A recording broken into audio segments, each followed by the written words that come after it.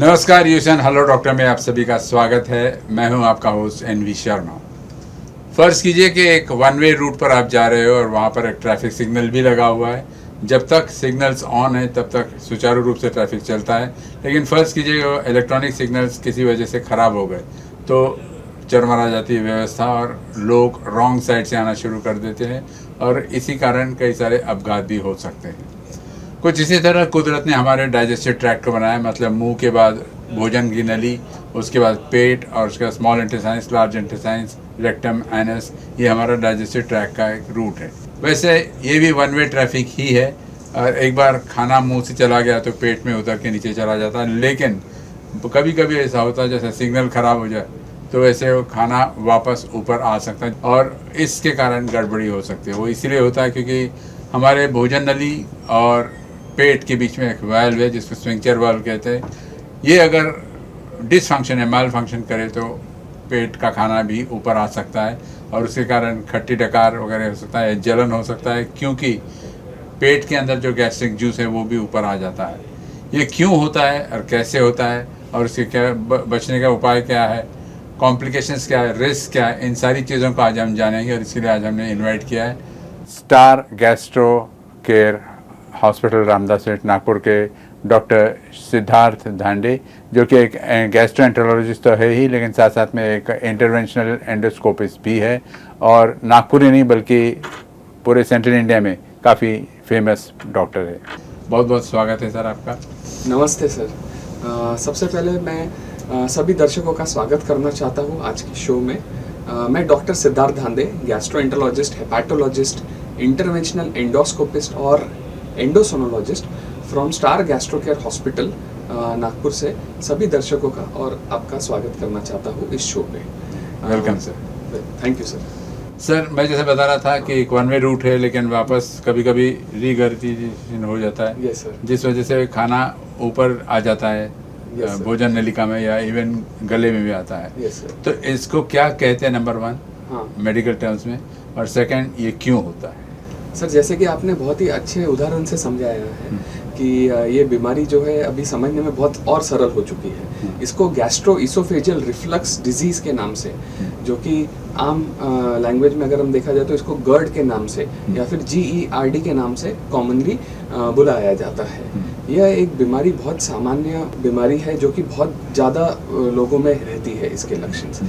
इसमें एक्चुअली क्या होता है कि जो अपनी खाने की नली होती है, खाने की नली के नीचे अपना पेट होता है, तो खाने की नली से जो खाना जाता है वो नीचे जाके नॉर्मली पेट में जाना चाहिए। अब किसी ना किसी कारणवश क्या होता है कि खाने की नली से पेट का जो रास्ता है वो लूज हो जाता है या वहाँ पे जैसे आपने बताया माल फंक्शन बराबर से काम नहीं करता है। तो एक बार पेट में खाना चला गया और पेट में जैसे एसिड का प्रोडक्शन बनता है, एसिड जो है पेट में खाना डाइजेस्ट करने के लिए, पचाने के लिए सिक्रीट किया जाता है, तो वो जब ऊपर आता है और अपने खाने की नली में आता है तो उसको गैस्ट्रो इसोफेजियल रिफ्लक्स बोलते हैं। ये नॉर्मली अगर देखा जाए तो सामान्य लोगों में ये नॉर्मली होता है, परंतु इसके मतलब ये डिजीज नहीं है। हाँ, ये जो रिफ्लक्स होता है ये डिजीज नहीं है। ये नॉर्मली सब लोगों में होता है कि जो अपना स्पिंक्टर होता है, जो कि खाने की नली और पेट को जोड़ता है, वो जब बीच बीच में रिलैक्स करता है, थोड़ा सा लूज होता है, तो थोड़ा बहुत एसिड या थोड़ा बहुत रिफ्लक्स नॉर्मली लोगों में आता है ऊपर। लेकिन उसके वजह से सिम्टम्स यानी कि लक्षण नहीं होते हैं, उसके वजह से जो है खाने की नली को नुकसान नहीं होता है। और जब ये चीज़ नॉर्मल लोगों में जितना होना चाहिए कि 2 से 5% समय में ये होता है, खासकर खाना खाने के बाद, भोजन के बाद, जब ये ज़्यादा होने लग जाता है और इसके वजह से सिम्टम्स होने, लक्षण होना चालू हो जाते हैं, तब इसको गैस्ट्रो इसोफेजियल रिफ्लक्स डिजीज का नाम दिया जाता है। आमतौर पे कितने बार अगर ऐसा होते रहा तो हम उसको डिजीज का नाम दे सकते हैं?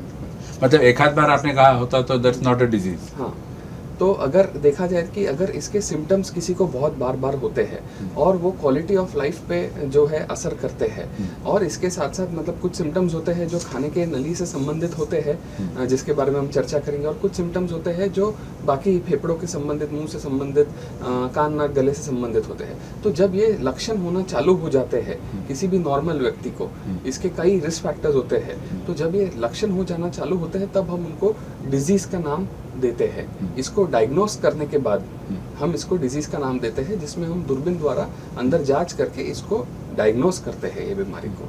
एक common man point of view से पूछ रहा हूँ आपको कि बाई चांस ये ऐसा GERD जो आपने कहा वो होता है, ये एसिड जो है ऊपर आ गया पेट में वगैरह, ऊपर भोजन नलिका में, उस समय चेस्ट पेन होता है क्योंकि थोरेसिक या चेस्ट रीजन में हो रहा है, तो कैसे डिस्टिंग्विश करेंगे कि ये चेस्ट हार्ट के कारण हो रहा है या पेट के गैस्ट्रिक इफेक्ट्स है?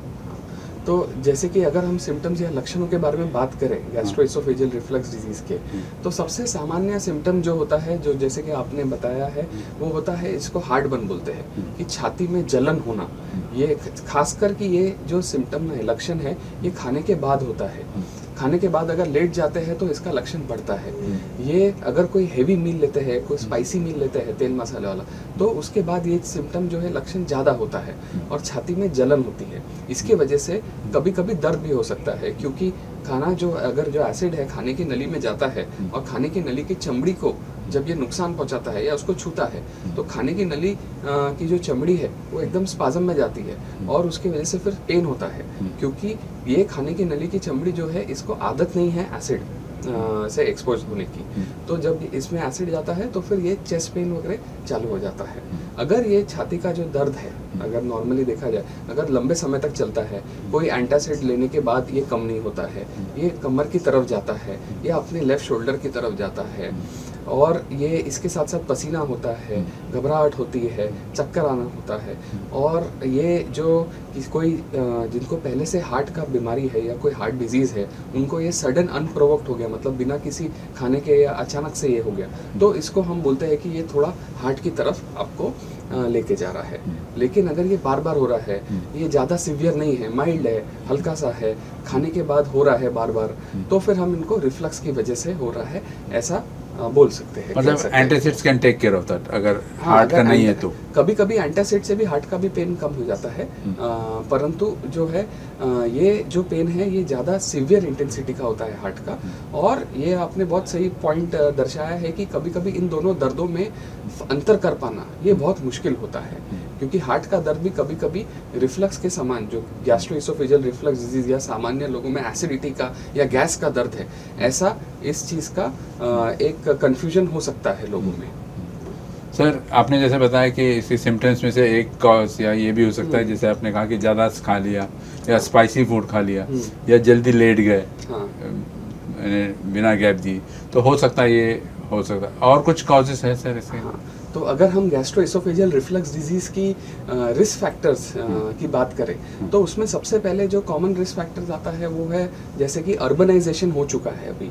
तो अगर अपन आंकड़ों में बात करें कि अगर रूरल पॉपुलेशन में देखा जाए तो सिर्फ 5 से 10% लोगों को ये बीमारी होती है। अगर अपन शहरों में देखा जाए तो 10 से 20% लोगों, यानी कि दुगना लोगों को ये चीज़ की बीमारी होती है। इसके दो मेन कारण हैं। एक तो है ओबेसिटी, वज़न ज़्यादा होना, जिसके वजह से क्या है कि अपने पेट का जो प्रेशर है वो बढ़ जाता है, खाने की नली से पेट का जो रास्ता है वो लूज हो जाता है, और उसके वजह से जो है पेट का खाली होना बराबर से नहीं होता है और एसिड जो है ऊपर आता है खाने की नली में। उसके बाद है लाइफस्टाइल में जंक फूड्स का सेवन करना। अगर किसी तरह के फूड प्रोडक्ट्स की अपन खाने की बात करें, तो जैसे कि तेल मसाले वाला खाना खाना, खट्टी चीज़ें ज़्यादा खाना, चाय कॉफ़ी का सेवन ज़्यादा करना, चॉकलेट, मिंट, ये सब चीज़ों का सेवन करना, कार्बोनेटेड ड्रिंक्स जो कि पेप्सी कोला होते हैं, ये सारे जो चीज़ें हैं, इन चीज़ों का सेवन करने की वजह से पेट में प्रेशर बढ़ता है, खाने के नली से पेट का जो दरवाज़ा होता है वो लूज़ होता है और एसिड ऊपर आता है। तो ये एक बहुत कॉमन रिस्क फैक्टर होता है, अर्बनाइजेशन और ओबेसिटी। उसके अलावा अगर अपन बाकी रिस्क फैक्टर्स की बात कर ले, तो एडिक्शंस जो देखा जाए कि स्मोकिंग, अल्कोहल, ये दोनों चीज़ों की वजह से ड्रग्स, अलग कई प्रकार के ड्रग्स होते हैं कि कोई अस्थमा के लिए दवाई ले रहे हैं, कोई ब्रेन के लिए, कोई किसी और चीज़ के लिए दवाई ले रहे हैं, कोई बीपी की दवाई ले रहे हैं। तो इन कुछ ड्रग्स का भी ये साइड इफेक्ट होता है कि खाने की नली का जो स्पिंटर है वो लूज हो जाता है, तो जिसके वजह से अपना जो नेचुरल मैकेनिज्म है वो एसिड को ऊपर आने से रोक नहीं पाता है। तो उसके अलावा अगर रिस्क फैक्टर्स देखा जाए तो जिनको अस्थमा होता है उनको भी ये चीज़ एसोसिएशन होता है ये बीमारी का कि अस्थमा जिनको होता है उनको GERD जो है सामान्य रूप में पाया जाता है। उसके साथ साथ अगर किसी के पेट का ऑपरेशन हुआ है या किसी को पेट में छाला है या रास्ता पेट से खाने की स्मॉल इंटेस्टाइन का जो रास्ता है वो अगर ब्लॉक हो जाता है, जिसको स्ट्रिक्चर बोलते हैं, या अल्सर हो जाता है कि खाना जो है पेट से आगे ही नहीं सरक पा रहा है, तो फिर वो ऊपर आता है। किसी किसी को हाइटस हर्निया होता है। हाइटस हर्निया मतलब कि पेट का थोड़ा सा हिस्सा जो है ऊपर चला गया है, मतलब खाने की नली में चला गया है, जिसके वजह से जो अपना स्फिंक्टर होता है वो काफ़ी लूज हो जाता है। और ये जो जैसे आपने 1 वे ट्रैफिक बोला है, ये अभी हर्निया की वजह से 2 वे ट्रैफिक हो जाता है, क्योंकि वो जो खाने की नली का जो रास्ता है, जो स्फिंक्टर है, वो इतना बड़ा हो जाता है हर्निया की वजह से कि डायरेक्ट खाना ऊपर आना चालू हो जाता है, नीचे आना चालू हो जाता है। तो ये काफ़ी कॉमन जो है रिस्क फैक्टर्स GERD के साथ जो है पाए जाते हैं। जी, आपने प्रेगनेंसी की बात की, हाँ। तो साथ साथ में क्या ओवरवेट की बात की, तो प्रेगनेंसी भी एक फैक्टर हो सकता है उसमें? प्रेगनेंसी में जी है जो रिफ्लक्स के जो symptoms but that could be temporary cause. वो टेम्पररी कॉज रहता है। तो प्रेगनेंसी में नॉर्मली जैसे जैसे ट्राइमेस्टर आगे बढ़ता है तो रिफ्लक्स के सिम्टम्स बढ़ते हैं, और हार्मोनल चेंजेस की वजह से भी जो अपना स्फिंक्टर है वो लूज हो जाता है। तो प्रेगनेंसी में रिफ्लक्स के सिम्टम्स बढ़ते हैं, लेकिन वो पोस्ट प्रेगनेंसी नॉर्मल भी हो जाते हैं। तो ये काफ़ी कॉमनली प्रेगनेंसी के साथ पाया जाता है। सर, एक इंटरेस्टिंग सवाल उठता है, आपने जो कहा कि ये अल्कोहल के कारण या ड्रग अब्यूज़ के कारण हो सकता है वगैरह, लेकिन जो इन्फेंट्स रहते, बच्चे रहते हैं, वो जब पीते हैं उनके साथ भी रीगर्जिटेशन होता है। हाँ। तो वो किस कारण से होता है? वो तो नॉर्मल उनका बर्प रहता है। तो वो रिफ्लक्स नहीं होता है, वो नॉर्मल उनका जो बर्प होता है उसके वजह से होता है, ताकि वो डकार वगैरह जो बाहर आ जाए, और वो तो उनके लिए फ़ायदेमंद होता है। तो इन्फेंट्स में नॉर्मली यंग पॉपुलेशन में ये ज़्यादातर पाया नहीं जाता है, ये विद एज ही ज़्यादातर कॉमनली पाया जाता है। अगर हम वार्निंग सिग्नल्स की बात करें, क्योंकि नेचर ऐसा है कि एक पहले सिग्नल देके ही फिर बाद में वो डिजीज़ की तरफ बढ़ता है। जी। तो what are the warning signals and symptoms का ये क्या हो सकता है? तो गैस्ट्रो जो GERD जो बीमारी है, वो उसका हम सिर्फ टिप ऑफ द आइसबर्ग देखते हैं। ज़्यादातर लोगों को इसके सिम्टम्स होते हैं, लक्षण होते हैं, लेकिन वो कहीं ना कहीं लोकल इलाज करा लेते हैं या फिर दवाई, या फिर उसको ध्यान नहीं देते हैं। तो छाती में जलन होना, मुंह में खट्टी टक, ये सब जो सिम्टम्स है इसके, ये नॉर्मल GERD के सिम्टम्स होते हैं। लेकिन दर्शकों को ये ध्यान रखना ज़रूरी है कि जो अलार्म सिम्टम्स हम बोलते हैं, मतलब कि वो वार्निंग सिम्टम्स जिसके लिए आपको आपके डॉक्टर को, गैस्ट्रोएंटरोलॉजिस्ट को मिलना आवश्यक होता है, वो अक्सर ये होता है कि वज़न कम होना, उसके बाद जो है खाना निगलने में अटकना, सिर्फ जलन नहीं होना, खाना अटकना भी, कभी खून की उल्टी होना, वार्निंग सिग्नल्स, ये वार्निंग सिग्नल है। तो और काली रंग की संडास हो रही है, मोशन में जो है खून जा रहा है, तो ये जो सारे सिम्टम्स होते हैं, बुखार आ रहा है, बार बार फेफड़ों में इन्फेक्शन आ रहा है, तो ये सारे जो सिम्टम्स होते हैं ये वार्निंग सिम्टम्स होते हैं कि तब आपको जो है अपने डॉक्टर से मिलना बहुत आवश्यक है।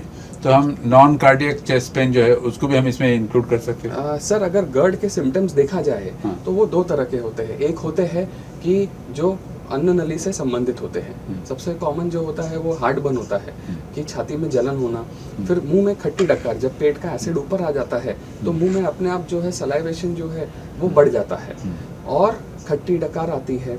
कभी कभी खाना जो है मुंह में आ जाता है, कभी कभी उल्टियाँ हो जाती है। ये जो लक्षण है वो आहार नली से संबंधित है। इसके अलावा GERD के काफ़ी सारे लक्षण होते हैं जो आहार नली या डाइजेस्टिव सिस्टम के बाहर के होते हैं, जिसके लिए काफ़ी बार हमको दूसरे डॉक्टरों से इनके रेफरेंस मिलते हैं। जैसे छाती के डॉक्टर से रेफरेंस आएगा कि अस्थमा है, खांसी हो रही है, सूखी खांसी हो रही है खास करके, तो वो भी एक रिफ्लक्स की वजह से होती है। जो ENT के डॉक्टर है उनसे रेफरेंस आता है कि बार बार गला खराब हो रहा है, गले में सूजन रहती है, सोर थ्रोट बार बार होना, आवाज़ में बदलाव आना, खासकर कि सुबह के समय पे जो है आवाज़ पे बदलाव आना, बार बार सर्दी खांसी होना, साइनोसाइटिस होना, ये सारे जो लक्षण हैं वो भी GERD के वजह से होते हैं। डेंटल लक्षण होते हैं कि अगर मुंह के देखा जाए कि बार बार एसिड ऊपर आने की वजह से जो है दांत छिल जाते हैं, उसके बाद बार बार उनको डेंटल केरीज होते हैं या डेंटल ट्रीटमेंट लगता है, और मुंह में छाले होते हैं एसिड ऊपर आने की वजह से और दांत छिल जाने की वजह से। तो कभी कभी जो अनट्रीटेड ओरल अल्सर्स होते हैं कि बार बार जो है मुंह में छाले आ रहे हैं, ये काफ़ी कॉमन लक्षण पाया जाता है।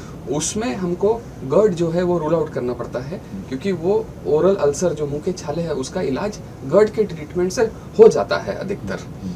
तो ये बाकी सारे जो बट सिम्टम्स मुंह में छाले आना it could be because of tobacco also और हाँ, अदर उसके जो कॉमन कॉजेज है वो तो रहते Rule out हैं। करना हाँ, वो रूल आउट करने के बाद जो बार बार अगर आ रहे हैं और हमको और कोई कॉमन कॉज नहीं मिल रहा है, तो वैसे ही जैसे आपने कार्डियक चेस्ट पेन बोला है, तो चेस्ट पेन भी रिफ्लक्स की वजह से होता है।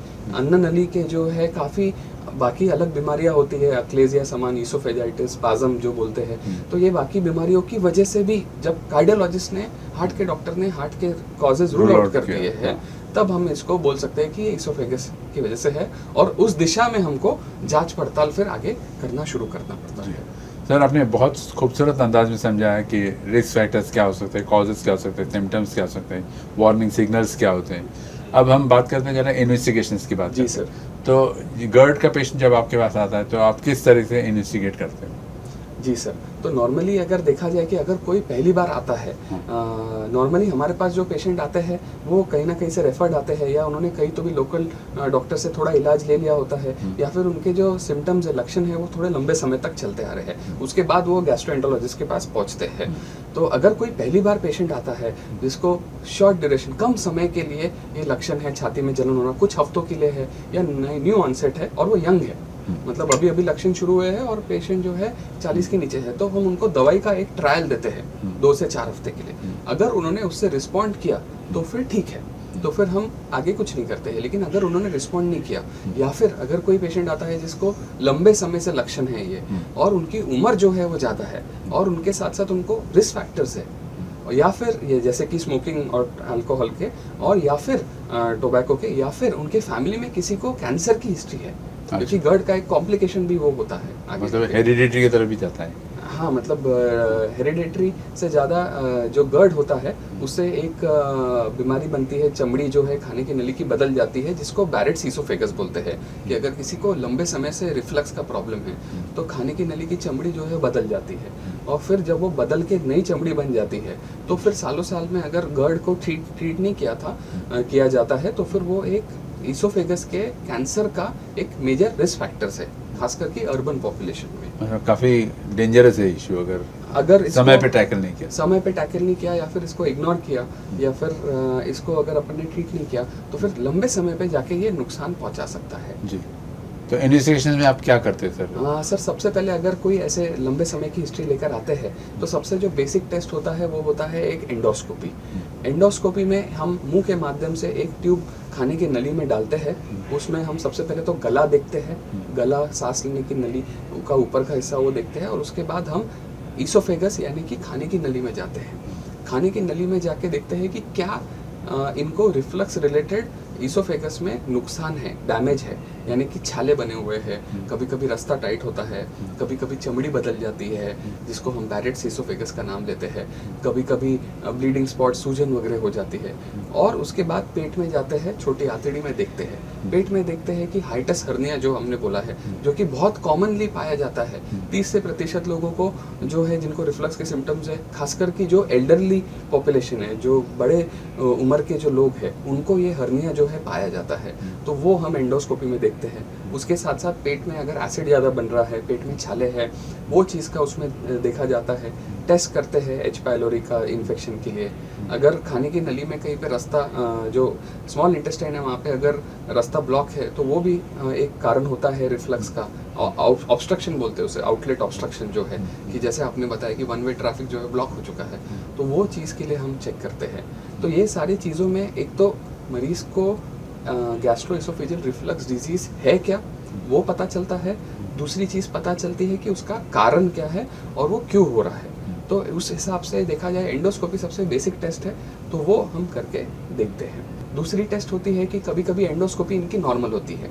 इसका मतलब ये नहीं कि इनको रिफ्लक्स का प्रॉब्लम नहीं है, क्योंकि वो रिफ्लक्स को हमको देखने के लिए एक पीएच मेट्री की टेस्ट होती है कि नाक के नली से यहाँ पे एक पीएच प्रोब कैथेटर जो है वो खाने की नली में छोड़ देते हैं 24 घंटे के लिए। अब वो जो है नली, वो खाने की नली और पेट के जंक्शन पे जो है उसको छोड़ा जाता है, और वहाँ पे वो प्रेशर गिनता है, एसिड गिनता है, और कितना रिफ्लक्स ऊपर आ रहा है, मतलब पेट का कितना कंटेंट ऊपर आ रहा है, वो चीज़ का गिनता है। और पेशेंट के हाथ में एक रिमोट होता है, वो अगर उनको जब लक्षण होते हैं तो फिर वो उसको दबाते हैं। तो फिर हम कोरिलेट कर सकते हैं कि जब इनको लक्षण हो रहे हैं हार्टबर्न के या छाती में जलन हो रहा है एसिडिटी के, जो उनको अगर गैस हो रही है, इनको जो लक्षण हो रहे हैं वो क्या उससे तालमेल खा रहे हैं कि एसिड उसी समय पे ऊपर आ रहा है।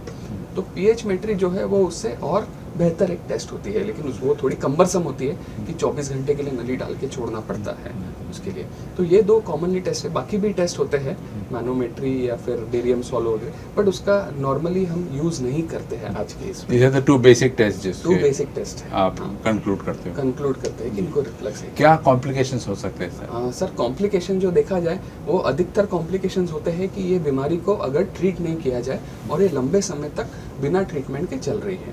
जैसे कि अगर किसी को हर्निया होता है, एसिड ऊपर आता है, तो वहाँ की जो अन्न नली की जो रास्ता है उसको वो सिकुड़ जाता है, वो सिकुड़ जाता है, उसको स्ट्रिक्चर बोलते हैं। तो स्ट्रिक्चर होने की वजह से खाना, अभी पहले पेट में जलन, छाती में जलन होती थी, अभी खाना निगलने में भी जलन होती है, तो स्ट्रिक्चर हो जाता है, जो कि काफ़ी कॉमनली पाया जाता है। उसके बाद अल्सर्स होते हैं जो कभी कभी खून फेंक सकते हैं और पेशेंट्स का हीमोग्लोबिन कम हो सकता है, तो उनको अनीमिया होता है, अल्सर में से थोड़ा थोड़ा खून जा सकता है।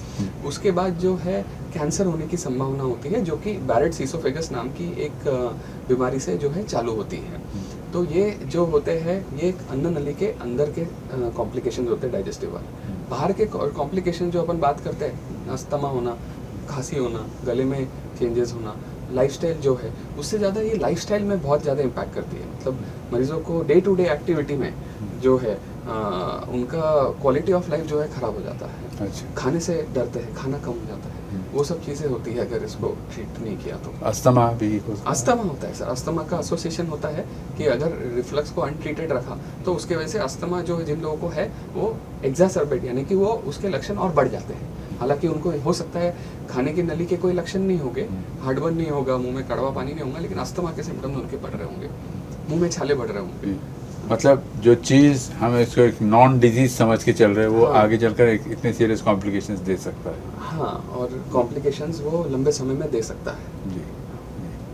मैनेजमेंट की बात करें तो सर इसको सर कैसे? मैनेजमेंट में अगर बात करते हैं तो क्योंकि ये बीमारी को एक लाइफस्टाइल डिजीज माना जाता है, ये बीमारी का जो इलाज होता है इसमें सबसे पहले होता है कि लाइफस्टाइल मैनेजमेंट करना पड़ता है। कि जैसे कि जो लोगों का वज़न ज़्यादा है उनको बोलना पड़ता है कि आप वज़न कम करिए।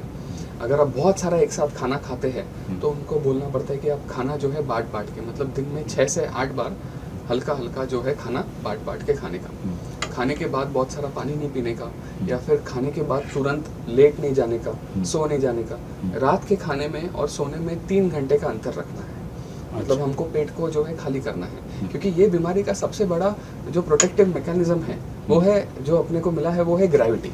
तो ग्रेविटी के सहायता से जितना पेट खाली हो सकता है उतना उसका फ़ायदा उठाना रहता है, ऐसा उनको ट्रेनिंग करना पड़ता है। जो खट्टी चीज़ें हैं, साइट्रस फूड आइटम्स है, जैसे नींबू का जूस हो गया, ऑरेंज जूस हो गया, मिंट हो गया, चॉकलेट हो गया, कोका कोला, जो कार्बोनेटेड ड्रिंक्स रहते हैं, सोडा, वो सब चीज़ों का जो है सेवन कम करना है, अवॉइड करना है। एडिक्शंस जो है उसको बंद करने हैं। खाने में जो है तेल मसाले वाली चीज़ें कम खानी, क्योंकि तेल जो है वो डाइजेस्ट करने को सबसे ज़्यादा मेहनत करनी पड़ती है स्टमक को, तो वो सबसे ज़्यादा समय तक स्टमक में रहता है। जैसे कि कार्बोहाइड्रेट प्रोटीन खाया तो 2 घंटे रहेगा, तो तेल वाला खाना खाया वो 4 घंटे रहेगा। तो जितनी देर खाना पेट में है उतना ज़्यादा रिफ्लक्स होने की संभावना है, और वो खाना डाइजेस्ट करने को उतने समय तक स्टमक को, पेट को एसिड फेंकते जाना है डाइजेस्ट करने के लिए। तो वो चीज़ के लिए उनको लाइफस्टाइल जो है चेंज करना है, एक्सरसाइज करना है, वेट कम करना है, टाइट कपड़े नहीं पहनने हैं। टाइट कपड़े अक्सर पाया जाता है कि वेट ज़्यादा होता है, और जो जैसे फीमेल्स होते हैं वो टाइट अपना बांध देते हैं वहाँ पे पेट पे, तो टाइट क्लोथिंग। खाने के बाद जो है तुरंत एक्सरसाइजेज नहीं करना है, वेट लिफ्टिंग वगैरह नहीं करना है, तो कि उससे प्रेशर बढ़ता है। और एक चीज़ होता है कि इसमें एंग्जाइटी और स्ट्रेस जो है, इससे रिफ्लक्स के सिम्टम्स जो है बढ़ जाते हैं। अच्छा। तो लाइफस्टाइल मैनेजमेंट में एंग्जाइटी और स्ट्रेस को भी कम करना है, क्योंकि स्ट्रेस ज़्यादा लेने से, अगर कोई एंग्शियस पर्सनालिटी है उनको, उनका भी जो स्पिंटर का प्रेशर है वो कम हो जाता है, पेट का प्रेशर बढ़ जाता है, और उनको ज़्यादा सेंसिटिविटी होती है। मतलब कि उनका जो परसेप्शन है कि थोड़ा सा भी एसिड ऊपर गया, आपको और मुझे ज़्यादा कुछ फ़र्क नहीं पड़ेगा, उनको वो ऐसा लगेगा कि बहुत ज़्यादा जलन हो रहा है, बहुत ज़्यादा दर्द हो रहा है, वो चीज़ की ब्रेन में सेंसिटिविटी ज़्यादा बढ़ जाती है। तो लाइफस्टाइल में स्ट्रेस को कंट्रोल करना या डिप्रेशन या एंग्जाइटी को कंट्रोल करना, क्योंकि इन लोगों में ही रिफ्लक्स के सिम्टम ज़्यादा पाए जाते हैं। तो वो चीज़ भी इंटरवीन करना, इसके पहले कि हम दवाई चालू करें, ये चीज़ करना बहुत आवश्यक है। इधर खासकर विदर्भ में, मराठवाड़ा में वगैरह हॉट स्पाइसी फूड, जिसको यहाँ सावजी भोजनालय बोलते हैं, जी। तो उस टाइप का खाने की आदत है, तो उससे क्या इफेक्ट होता है सर? हाँ, तो जैसे सावजी खाना जैसे आपने बताया विदर्भ में, तो उसमें ज़्यादा तेल मसाला होता है, तेल बहुत होता है, मसाले स्पाइसेस अलग अलग होते हैं, तो जिनको रिफ्लक्स है उनको ये चीज़ के सिम्टम जो है वो बढ़ जाते हैं। तो ये इसी तरह का, अगर आपको ये चीज़ों का लक्षण है तो ये सारे फूड प्रोडक्ट्स जो है आपको इस तरह का खाना जो है वो कम से कम खाना चाहिए या उसको अवॉइड करना चाहिए। सर आमतौर पे डॉक्टर्स कहते हैं कि लेफ्ट साइड पे सो, तो उसके पीछे रीजनिंग क्या है? हाँ, तो सोने के लिए क्या करना है कि लेफ़्ट साइड में जो, अगर हम हमारे स्टमक का स्ट्रक्चर देखें तो स्टमक में एक बहुत बड़ा हिस्सा होता है जिसको बोलते हैं फंडस।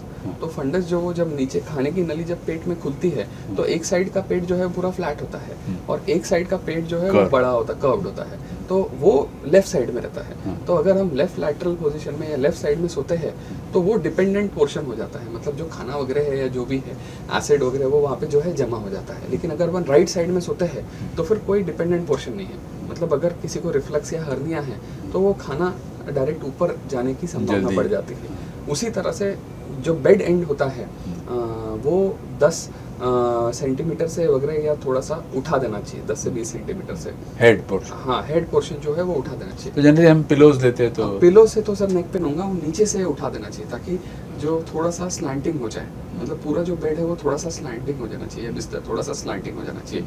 पिलो से तो सर नॉर्मली लोग ऐसे करते हैं, बट उससे नेक पे जो है अपन एंगल बढ़ाते हैं और नेक पेन होने की फिर नया प्रॉब्लम होने की संभावना होती है। तो पूरा बेड जो है उसको एक एंगल पे होना चाहिए, हेड एंड एलिवेशन जो होता है। सर आप एक इंटरवेंशनल एंडोस्कोपिस्ट हो, तो एंडोस्कोपी का रोल बताइए, खासकर डायग्नोसिस के। तो अगर हम डायग्नोसिस और ट्रीटमेंट में एंडोस्कोपी का रोल देखते हैं तो अगर समझिए कोई मरीज़ है जिनको दवाइयाँ, जैसे लाइफस्टाइल मॉडिफिकेशन मैंने बनाया, उसके अलावा ट्रीटमेंट भी होता है, दवाइयाँ भी उनको देनी पड़ती है, वो सब चीज़ें करने के बाद भी अगर मरीज़ को सुधार नहीं आ रहा है तो फिर एंडोस्कोपी के माध्यम से हमको रिफ्लक्स को जो है ट्रीट करने का एक मौका मिलता है। तो अगर कोई मरीज़ है जो 8 हफ्ते से ज़्यादा है, जिनको दवाइयाँ फुल डोज पे चल रही है और लाइफस्टाइल ये किया है, तो उनका ये ट्रीटमेंट नहीं हो रहा है, तो दूरबीन द्वारा अब ये चीज़ का पैथोफिजियोलॉजी जो है क्या होता है वो समझना ज़रूरी है कि जो है रास्ता जो एकदम टाइट होना चाहिए अब वो लूज़ हो गया है। तो इसका ट्रीटमेंट क्या होगा कि अगर ये रास्ता टाइट हो जाता है वापस से, तो फिर जो है खाना नीचे से ऊपर जाना, एसिड ऊपर जाना बंद हो जाएगा। तो दूरबीन द्वारा हम खाने की नली से पेट में जाके ये रास्ते को टाइट करने के अलग अलग तरीके रहते हैं। इसमें एक स्टेपलर, अगर सामान्य भाषा में देखा जाए तो एक स्टेपलर नाम का गर्डेक्स डिवाइस होता है जो कि दूरबीन के ऊपर से जाता है और वहाँ पे जो है एक टाका लगा देता है और जो रास्ता जो है उसको टाइट कर देता है। तो ऐसे कभी एक टाका लगता है, कभी 2 टाका लगता है, वो एक स्टेपलर समान होता है। तो लाइफ लॉन्ग प्रोसीजर है? हाँ, वो परमानेंट हो गया है, वो फुल थिकनेस उसने जो है उसको एक टाका मार दिया है, तो उसके वजह से जो है अपन ने रास्ता जो है टाइट कर दिया है। उसके अलावा ये होता है कि आर्मा नाम का एक प्रोसीजर होता है, आर्म्स आर्मा नाम का, एंटी रिफ्लक्स म्यूकोजल सर्जरी जो बोलते हैं, कि दूरबीन द्वारा खाने की नली और पेट का जो हिस्सा होता है उसको हम या तो जला देते हैं या तो फिर उसकी चमड़ी जो है उसको निकाल देते हैं ऊपर से और उसको एक रॉ एरिया, कच्चा एरिया बना देते हैं ताकि जब वो हील हो तो वो अपने आप जो है सिकुड़ जाए और अपना स्कार बना दे। तो वो स्कार की वजह से जो है खाने की नली का जो रास्ता लूज हो चुका है वो स्कार की वजह से टाइट हो जाता है। तो ये कॉमनली, इसके अलावा भी काफ़ी एंडोस्कोपिक तकनीकें रहती है, लेकिन ये कॉमनली इंडिया में ये 2 चीज़ें की जाती है।